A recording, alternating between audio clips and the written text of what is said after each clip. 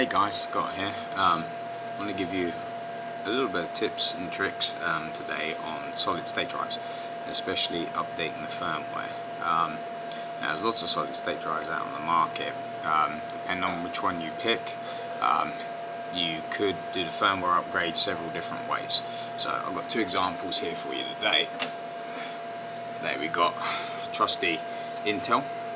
It's one of the leading manufacturers in solid state drives, and also we have a OCZ who are coming in a close second. Now firmware is usually done just like you would update a BIOS, which is, load something on the flash drive or an ISO on a CD, boot to that and go ahead and flash. The OCZs have a flashing program that allows you to do it actually inside of Windows, but highly not recommended, to tell you the honest truth.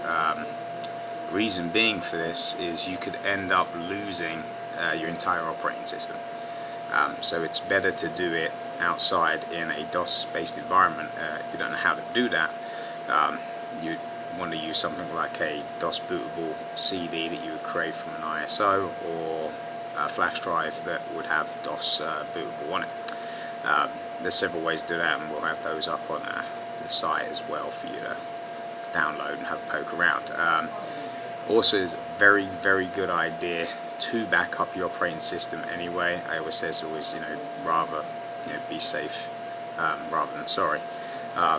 Both have the potential, or any company's solid state drives have the potential after a flash firmware to corrupt or just destroy outright your operating system. I personally have it done myself as well. It's when you get too trigger happy, you want to flash your firmware and you don't back up, and you're really going to be sorry.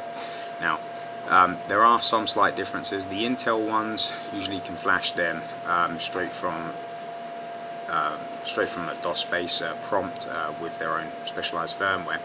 The OCZs are slightly different, as most of them can't be flashed if you have your BIOS settings set in as AHCI, which for Windows 7 you pretty much want it set for HCI, Advanced Host Control Interface. You would need to manually set inside the BIOS that solid state drive, that channel that it's on, to IDE, then flash and then change back. It's also a good idea to have all your BIOS settings put on default before you do your flashing. So as always, if you don't feel comfortable with these things, we can always help you out and do it for you. That's the quick little reference on flashing your firmware for your solid state drives, and we'll speak to you soon. Bye.